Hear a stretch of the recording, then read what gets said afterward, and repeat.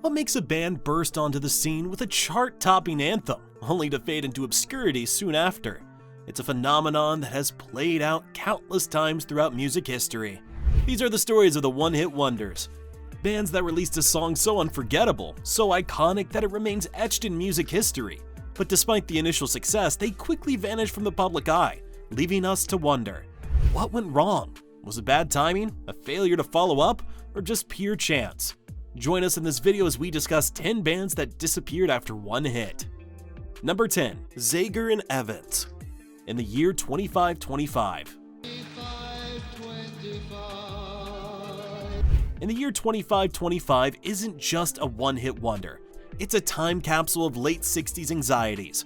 Written and performed by Nebraska duo Rick Evans and Denny Zager, this haunting dystopian ballad captured the imaginations of a society struggling with a rapid pace of technological advancement, environmental degradation, and societal change. The song's bleak lyrics, set to an eerie, minimalist melody, takes listeners on a chronological journey through a hypothetical future, envisioning the eventual downfall of humanity. Released in 1969, the track was perfectly timed.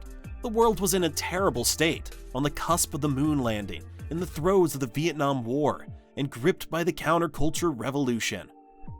In the year 2525 became an anthem for a generation wondering where the world was headed.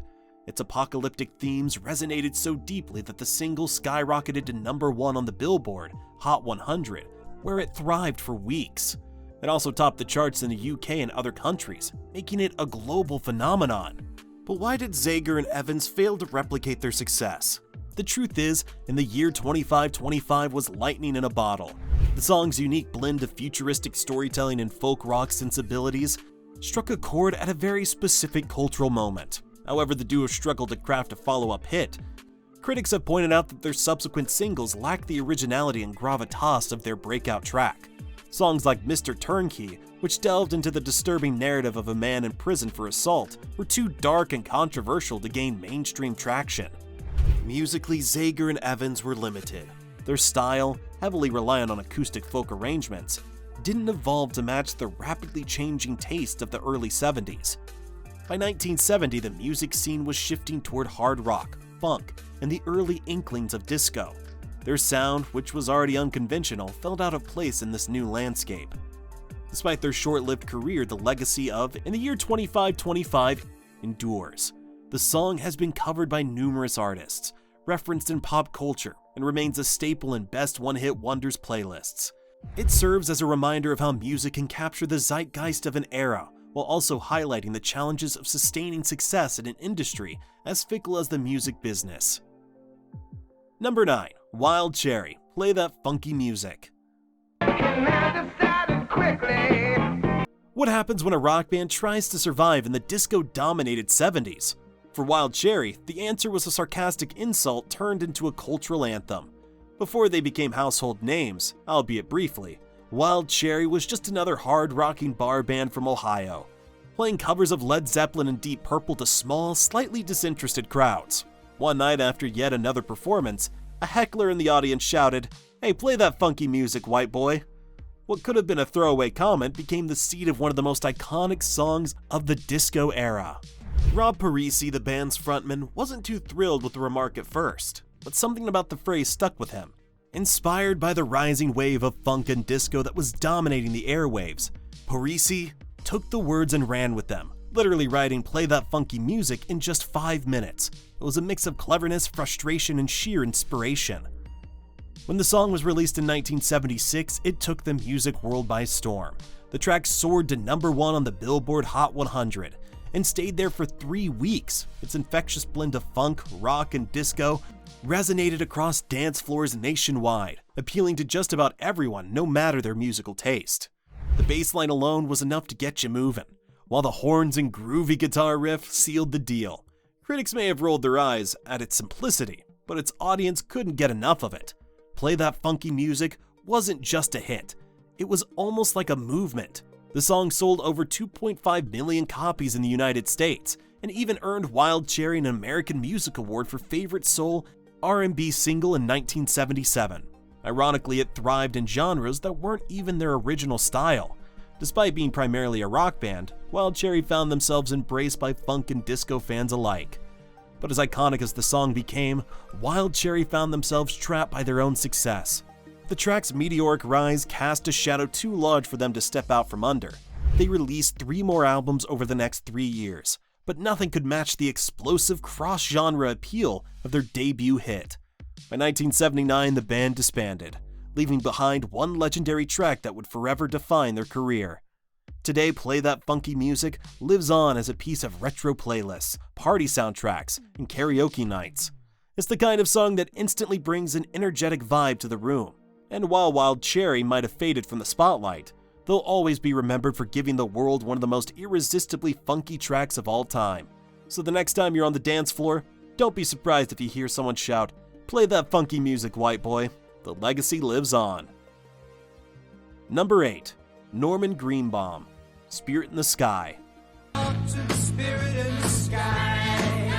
Norman Greenbaum may not be a household name today, but his electrifying hit Spirit in the Sky is immortal. Released in late 1969, the song quickly climbed the charts, reaching number 3 on the Billboard Hot 100 and selling over 2 million copies in its first year.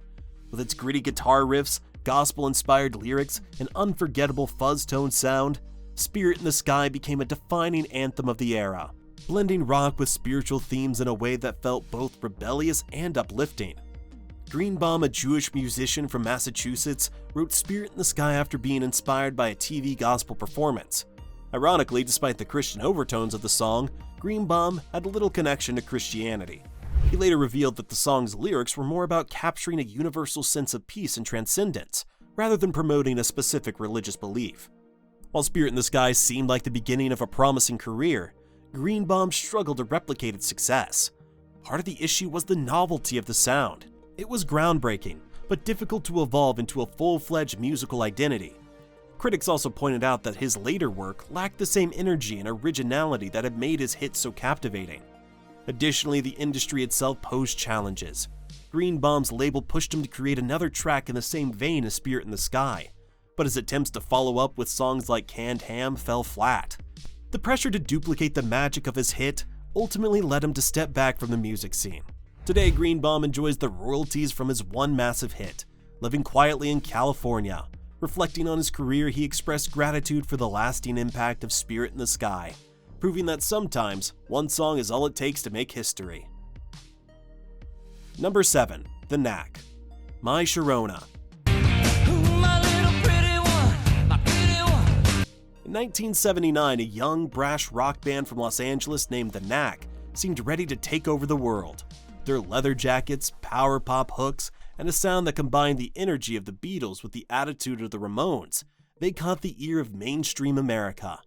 Enter My Sharona, their debut single, a song that would become an anthem of the late 70s. The track was irresistible, catchy, energetic, and dripping with youthful rebellion. It rocketed to number 1 on the Billboard charts, and for a brief moment, The Knack was the hottest band in the country. But despite the early promise and the instant success of My Sharona, the band couldn't seem to repeat their victory. Their debut album, Get the Knack, went gold, but their follow-up efforts all fell flat. The public's fickle nature had already shifted, and with the rise of new wave and punk, the band struggled to maintain relevance. Internal tensions didn't help either. Guitarist Burton Navarre clashed with frontman Doug Fieger, and by 1981, The Knack was all but forgotten. What happened? In the face of their massive hit, the band was simply unable to follow up with something that could keep the audience engaged. The sound that made My Sharona so captivating became a relic of the past. The Knack's story is a lesson in how fleeting success can be, especially when a band struggles to evolve beyond its initial hit. The bright flash of My Sharona remains, but the band quickly faded into obscurity. Number 6. Brewer and Shipley, One Toke Over the Line. Sweet Jesus, Brewer and Shipley, a folk rock duo from Kansas City, came into the spotlight with their 1970 hit One Toke Over the Line. The song, a mellow, upbeat tune with catchy harmonies, captured the spirit of the late 60s and early 70s. Its lyrics were a veiled reference to marijuana use, Despite its controversial lyrics, the song hit number 10 on the Billboard Hot 100 and became a cultural marker of the era. What made One Toke Over the Line so impactful was its easygoing, almost playful nature paired with subtle political overtones. Its success, however, became both a blessing and a curse. While the duo had a steady following in the folk rock scene, the pressure to replicate such a massive hit proved difficult. Brewer and Shipley never managed to repeat the commercial success of One Toke Over the Line, and their subsequent releases failed to resonate with mainstream audiences in the same way. Despite continued touring and producing music into the 80s and beyond, they never reached the same level of fame again. The duo's story is one of a fleeting moment of glory, followed by the challenge of living up to the shadow of their success. Number 5. Steam, Na Na Hey Hey Kiss 'Em Goodbye. Steam's Na Na Hey Hey Kiss 'Em Goodbye is perhaps one of the most enduring one-hit wonders in pop music history. Released in 1969, the song with its infectious chant of Na Na Na Na Hey Hey Hey Goodbye became an instant classic. It reached number 1 on the Billboard Hot 100 and became an anthem in stadiums, sporting events, and pop culture at large. What's interesting is that the song wasn't even truly representative of the band's style. Steam, formed by 2 session musicians, Gary DiCarlo and Paul Lecca, was originally intended to be a studio project. They recorded Na Na Hey Hey Kiss 'Em Goodbye with little expectations that it would become such a massive hit. Despite the success of their one hit, the band disappeared almost immediately from the public eye. DiCarlo and Lecca never managed to replicate the magic of Na Na Hey Hey Kiss 'Em Goodbye, and the song itself was often attributed more to the catchy chorus than to any ongoing contributions from the band. The success of the song led to some attempts to tour under the name Steam, but by the early 70s, the band had dissolved, and the track remained their sole claim to fame. Number 4. The Tornadoes, Telstar.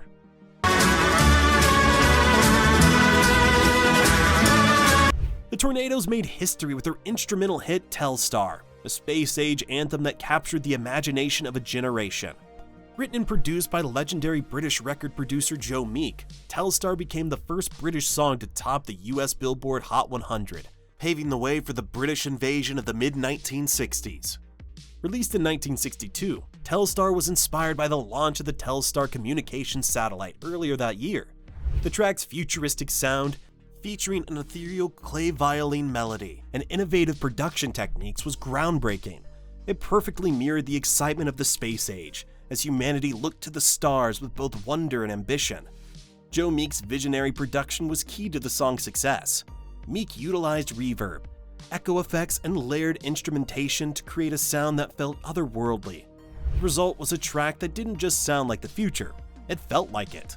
The Tornadoes enjoyed brief fame after Telstar, but their subsequent releases failed to capture the same magic. One major issue was the dominance of Joe Meek in their creative process. While Meek's genius had driven Telstar, his controlling nature stifled the band's ability to grow artistically. Additionally, the rise of vocal-driven acts like the Beatles shifted public attention away from instrumental groups. The Tornadoes struggled to adapt, and their novelty quickly wore off. The band also faced legal battles over Telstar. French composer Jean Ledrout accused Meek of plagiarizing the melody from one of his earlier works. Although Meek eventually won the case, the lawsuit drained financial resources and morale. Despite their brief career, the Tornadoes' Telstar left an indelible mark on music history.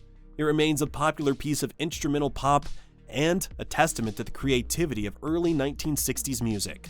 The song's futuristic sound still captivates listeners, ensuring that the Tornadoes will always be remembered for their role in the dawn of the space age. Number 3. Thunderclap Newman, Something in the Air.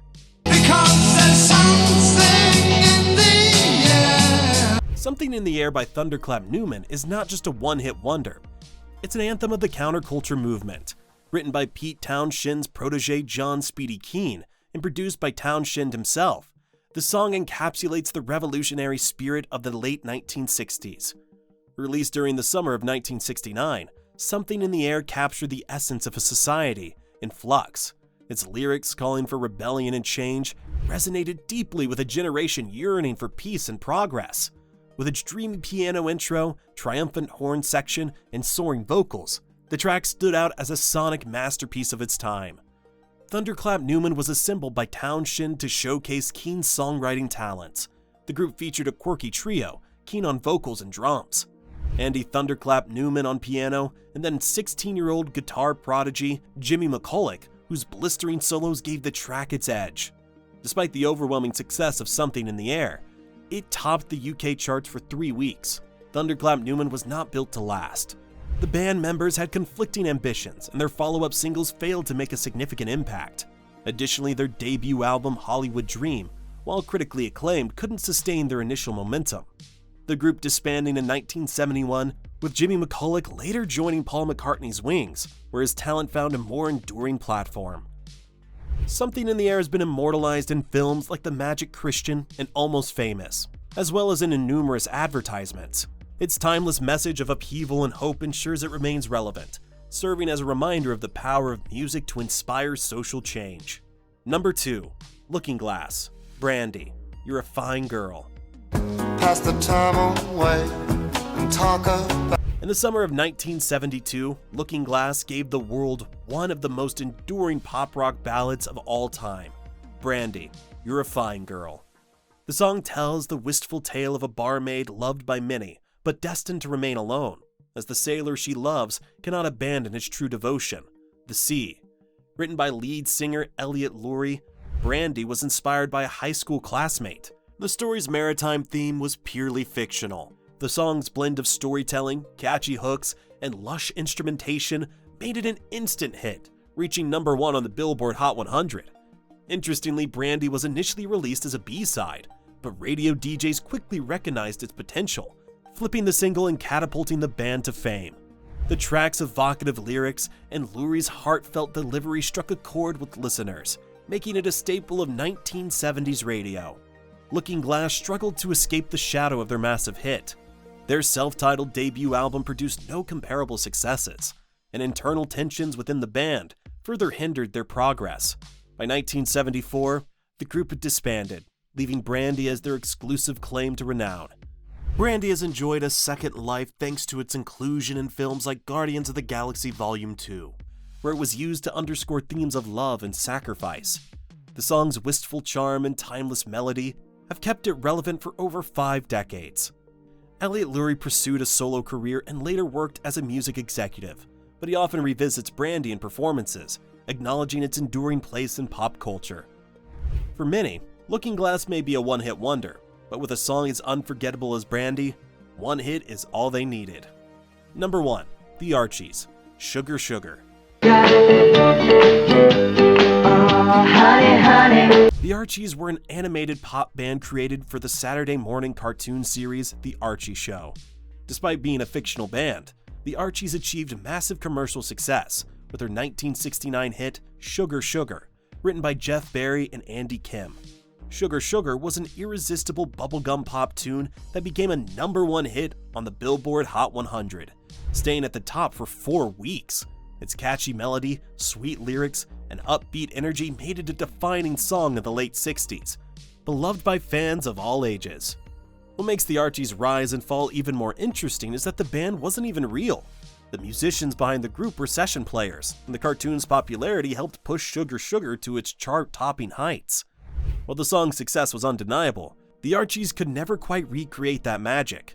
After a few more singles and albums, the project fizzled out, and the band disappeared almost as quickly as it had appeared. However, Sugar Sugar has lived on as a nostalgic reminder of the bubblegum pop era, cementing the Archies as a curious example of a one-hit wonder that existed in both the real and fictional worlds.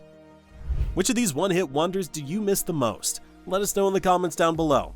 Don't forget to like, subscribe, and stay tuned for more awesome videos like this. See you next time.